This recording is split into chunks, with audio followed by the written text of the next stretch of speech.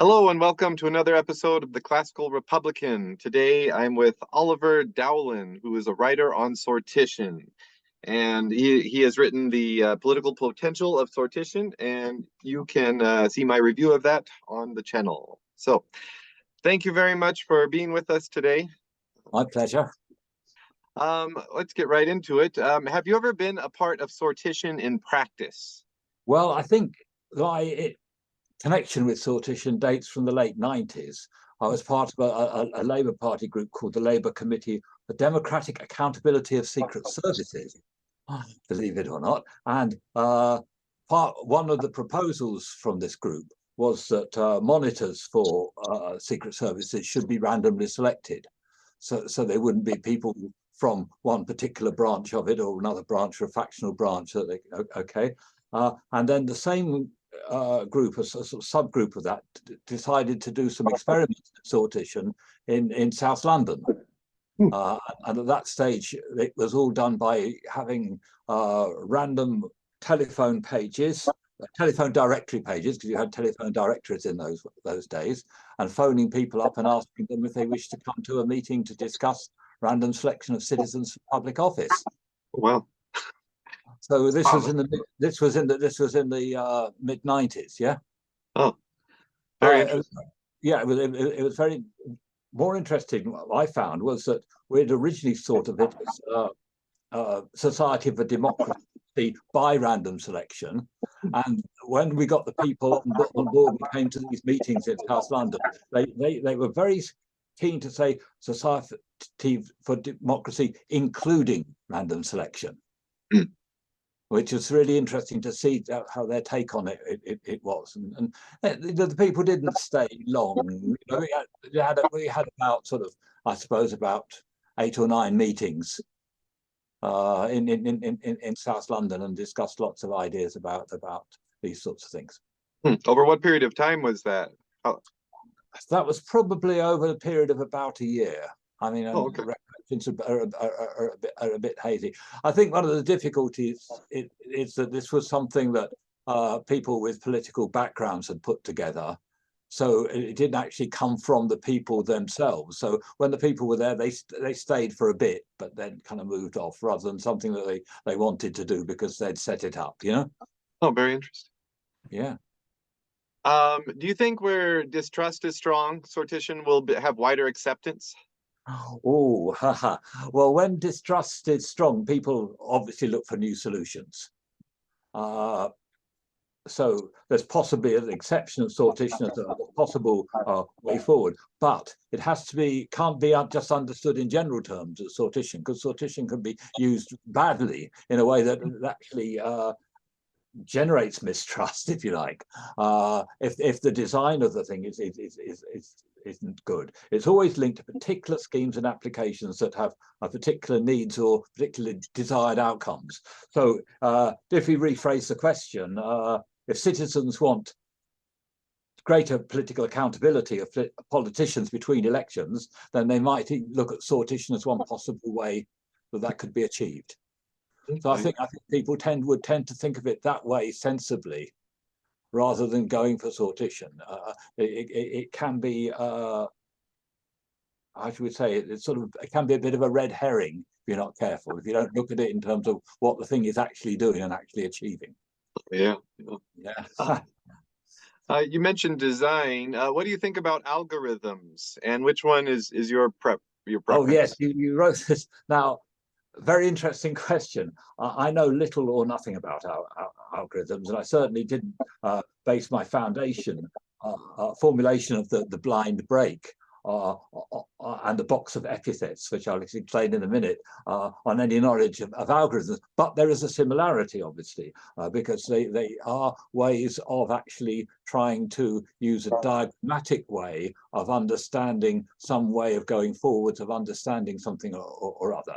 It's not an algorithm in the sense that you follow this and then this and then this and this, and it leads you there. Yeah. But to draw it for everybody, it took me ages. I was wondering, this is all, I mean, the book is a result of a PhD thesis that I started at the age of 50 in New College, Oxford.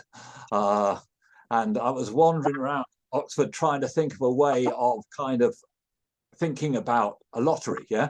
And I came up with a very simple thing. Now, my original education was in fine art, so I have a very visual way of looking at things, and so I came across this thing, very simple thing,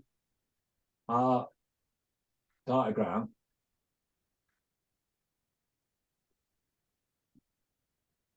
which is this diagram here, yeah. Yeah. And the idea of this is a reconstruction of a lottery that will fit all models of lottery, whether it be a toss coin or a big thing that you pull things out of or whatever. And that is that you line up options and you choose one of them. And that's the end result. And the point about this is that it is about the relationship between rational thought and lack of rational thought. So the options are drawn up rationally. There's discrimination about who is going to be in the list of options or what is going to be a list of options. And the end result, whether it be a prize or an office or something, that's also discussed rationally. But this bit in the middle, the rational discrimination between these options is removed. So it's called I called it the blind break, yeah? Mm. And so it enables you immediately to solve a number of problems. One of the biggest problems about lottery that everybody criticized lotteries for was that the people that were chosen might not be able to do the job. Yeah. Mm. But if you actually line up the qualities of the people that are here, which is a totally rational decision, they could be all people with degrees or all people who are of voting age or all people who have done some sort of training or something like that, and you look at the jobs there that they have to do, you can line the two of them up. This is an irrational choice mechanism, but it's controlled rationally. And that sort of looks like a sort of algorithm, but it's just actually a kind of, it's like a framework for knowledge, a way of getting into it. And what I noticed as well was that when you've got a lottery, the lotteries are usually made up of bits and bobs, bits of paper, coins, little objects or other, and some sort of mechanism. And if you take it into visual terms like that, it becomes halfway between the way of thinking about it and the actuality of whatever mechanism is used. Yeah. And that makes sense. It's actually better to think of it like that. It's more flexible to think of it like that than if you wrote a paragraph describing what a lottery was. Yeah. Yeah. Yeah. Oh, so algorithms, not actually, but sort of as well, if that makes sense. Sure. Yeah. Do you agree with James Harrington's idea that one body, like a deliberative body, should be able to propose and another resolve? I actually was talking with Martin Gerwin, who is a sortition, a citizens assembly designer. And he said, I asked him about like moving on. Are there any innovations that you see going forward that we haven't really done yet?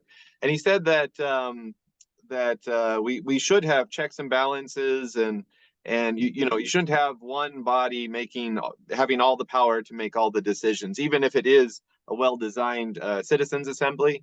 And I was wondering what your thoughts were on that. Should one be able to propose the issue and another be able to resolve it and come up with a decision? I was thinking about this. It's a bit like one person cutting the cake and the other person then choosing which piece of cake they have. Yeah.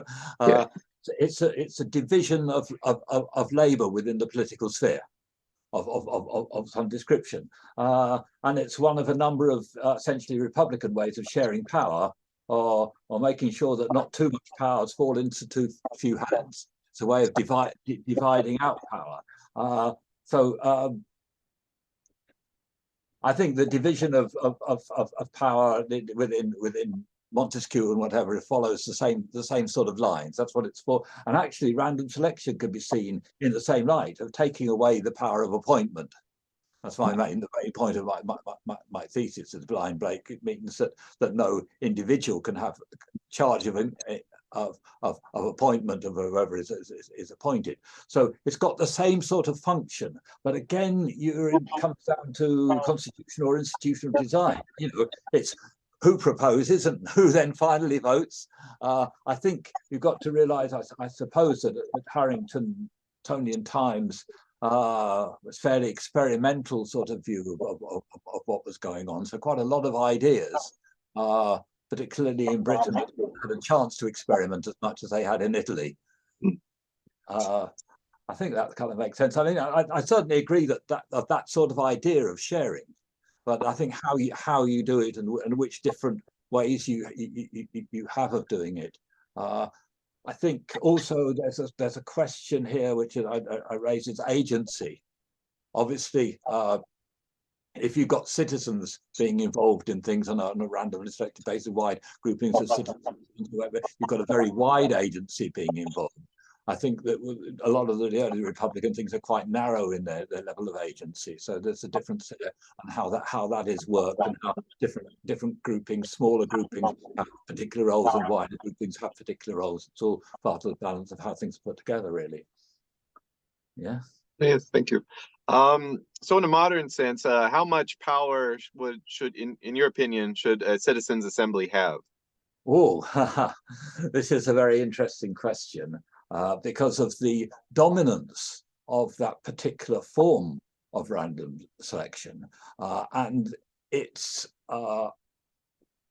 sort of close identity with existing other forms of political decision making, such as parliaments or whatever. People taking executive or legislative decisions in the place of, or possibly in combination with, elected members of representatives. I wrote a pamphlet a while back and suggested that the best place for random selection was, in my little quote, somewhere between the small room and the referendum.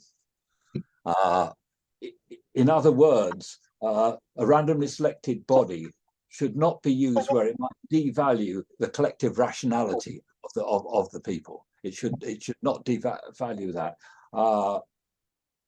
So elections will represent.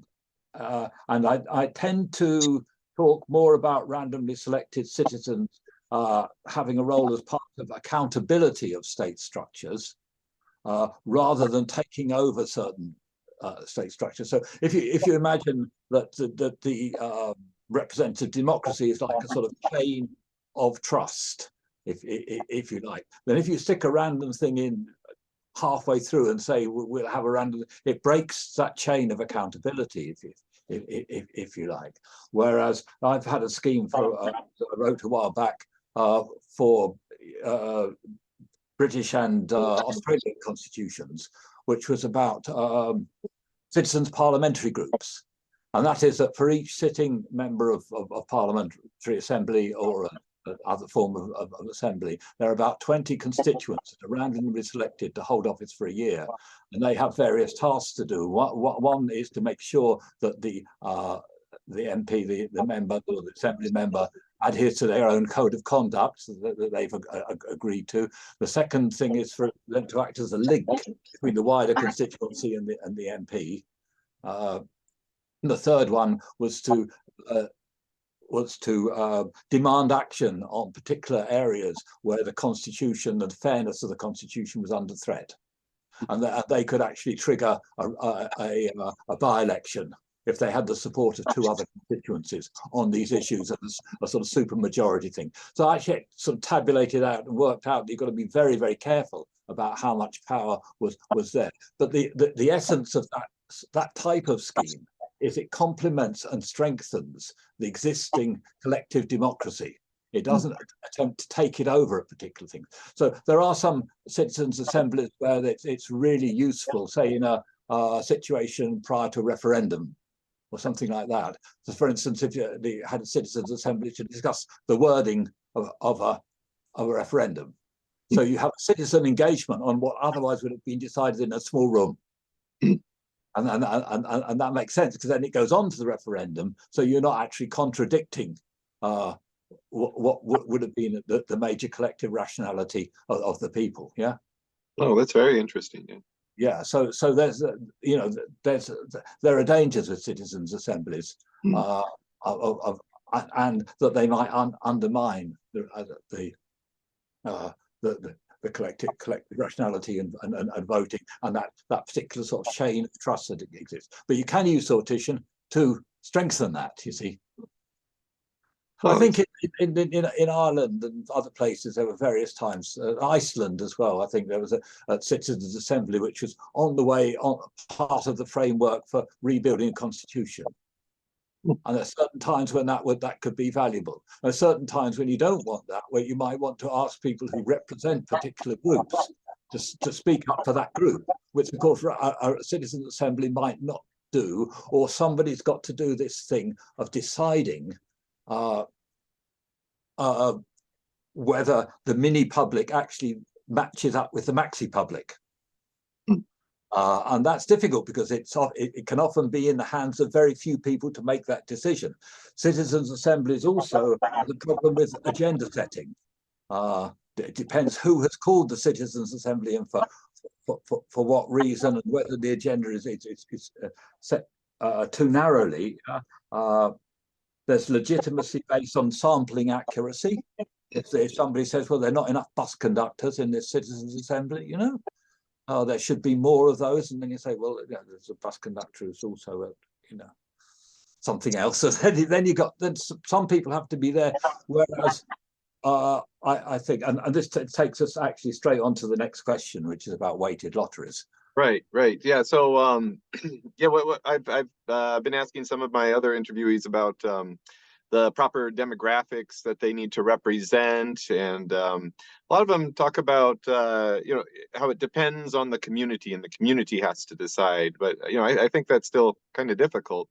But in your book, at the beginning, it talks about well, you just make you make the statement that weighted lotteries undermine sortition. And then towards the end of the book, you write about where there are exceptions, and I think you're talking about what would fit under what they do very commonly under with the citizens' assemblies today. So can you talk about weighted lottery in light of modern citizens' assemblies? Yeah, I mean, it takes us straight back to this, because what happens in a weighted lottery is, rather than these being individuals, this is assessed in terms of an individual who gets it, the discussion is about whether they belong to this group or that group, and whether the identity of that is assessed in terms of groups. So it actually takes away the idea that there's an independent individual being selected, because the whole key about the lottery is it makes that selection a process that is independent. No group is setting them up. It's a line between the citizen and the office, and it's a direct line between citizen and office. It's not just you have to be part of a group. So that's how I sort of think of. That's why when I first looked at weighted lotteries, I saw a very distinct difference between that direct relationship of citizens and independent citizenry. Complex independence I also talk about within that. There's also, you get these problems about who is there that's going to be deciding which groups form part of the weighted lottery, or who is going to say whether this assembly is actually the mini public matches the maxi public, which is, because that's what if that is its purpose or its desired outcome, it's quite a difficult one, because its legitimacy then depends on it being understood as a mini public. And that is a difficult thing to prove. Who proves it, and from what ground, and according to what categories? Right. Yeah. So I think it tends to take away this thing of the individual relation to office. I think that's what I've got to say about it. It's yeah, I mean, obviously sometimes people will want to do things with the groups, and so I think various proposals come up. I think that will where you say, right, we'll have one draw for male and one draw for female, something like that. So you've got some level of total equality. But those things have to be really decided and thought about very carefully. Otherwise, it's in too few hands. The other thing that's problematic is I think descriptive representation. And I find that difficult because it suggests that one can be represented before somebody even opens their mouth. Whereas I think that, and the whole thing with that citizens parliamentary groups is you're actually strengthening the active representation of the sitting member by bringing more citizens into their orbit, you know? Yes, yes. So I see dangers in descriptive representation. Very interesting. Yeah. So next, I want to ask you about you talk about the brevia or the scrutiny, and the brevia, it was traditionally used in Florence, and the scrutiny was used as a part of the Venetian ballot. Other way around. Oh, sorry. The brevia. The scrutiny. Oh yeah, I got it mixed up. I'm sorry. Yeah. No worries. Yeah. So could these be used in political parties to end factions within parties? Now, traditionally, classical Republicans talk about the how parties and factions are bad for the common good. And also, I'd like to add that today we are filming this. It is January 6th.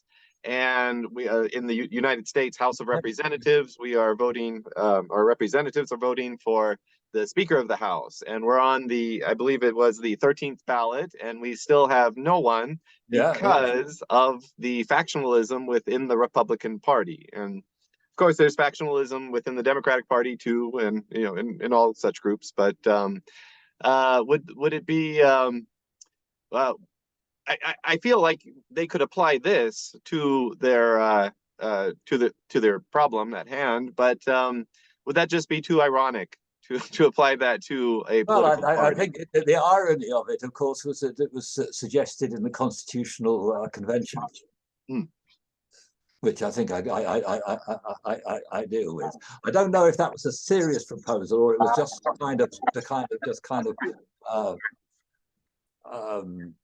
break a deadlock that was against it. Yeah, you may as well have it by lot.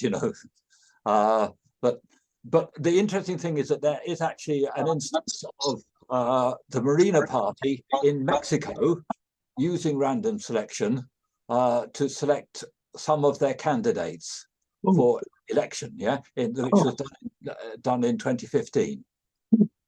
So very interesting. So some of the Morena Party candidates would have remained as they were through the way that they were selected by election. But the other ones, there were a certain number of people per constituency that were voted for. So it is directly like the scrutiny. You've got a voted group and then a lottery selection made from them as to who the actual candidate was. And the reason that was really successful, and one reason was that there was a lot of corruption, a lot of climbing the slippery ladder, if you like, of trying to get in as a candidate. Once you got into as a candidate in a safe Morena seat, you're sort of there. And by doing it like this, opened the doors for the ordinary activists to put themselves forward without having to grease anybody's palm or move up through that system. So it has actually been used as a way of combating more corruption than factionalism, but the two are very, very closely linked. Very interesting. Wow, I didn't know about that. Yeah. What are your thoughts about the Venetian ballot? Well, I was thinking about this one because, I mean, the difficulty with comparing what we've got today is, in Venice, there was no active demos. So it wasn't really a democracy in any sense. It's it's about shared aristocratic elites. Now, if we've got open voting for representatives, as we have done, that's essential for modern electoral accountability. We don't need things to be secret. We don't want things to be secret at that level. They have to be visible so that the demos can actually see what the people they voted for are then voting for. So some form of you can see why it was done to create that sort of stability within the dangers of factionalism. And I mean, there's some very good books on the levels of corruption in Venice, and how some of them were just tolerated, and then they got beyond a certain point, and something else was done, and something was changed, and they went around the room once more, or they did something differently, or they were constantly adjusting to keep the level of corruption within some sort of controlled arena. Yeah. So I Yes. don't think when you've got a broader representative thing, and you've got freedom of political expression, you've got a demos, and you've got open voting, and you understand that's quite appropriate. But there might be things within the parties where something like that might be useful. I don't know, but I would tend to think that it's a different form of construction of polity, really. Yeah, that's interesting. So you think it would be better for like a small organization, or that could still face the problem of factionalism? Well, I think I see these things as expedients to kind of problem solve as problems arise. I don't think you could take a model and apply it. I mean, you wait for the problem and think, how the hell do we solve this one? And then you start looking around and seeing what I don't think you can take a model and then apply, especially not something relating to such a totally different Republican setup. I see. There are elements of that transfer, of course there are, yeah, and there might be other ones. Right. My next question, I don't want you to take it the wrong way, but you're so you cite J.G.A. Pocock in in your sources, of course. But also I noticed that your progression through history was very similar too. And I'm not implying anything that you were copying him or anything, but were you do you feel that you were influenced by Pocock, or do you think that or do you think that progression that you take through history is just a logical progression that you need to take to tell the story? Well, I've sort of written that it's not really. I wasn't really influenced because I looked at him after I'd been looking at instances of lottery. Oh, very interesting. Pocock starts with political ideas to assess his Machiavellian moment. He starts with scripts and ideas. I started with a simple mechanism. Where was it used and how much was it used? And then with very little or ideological or theoretical background, and then I'd attempt to assess its value by looking at the context, looking at the qualities of the lottery process, and bringing those together. Because the big problem with looking at this subject historically is there is very little writing or theoretical writing from people who supported it as to why they used it. There is quite a bit of writing by people who didn't support it to put various little reasons why they think it's good or bad, yeah? Yeah. But very little from there. So you actually have to reconstruct to get a real view of what its power is, and therefore what its modern potential is as well. Okay. All right. Thank you very much.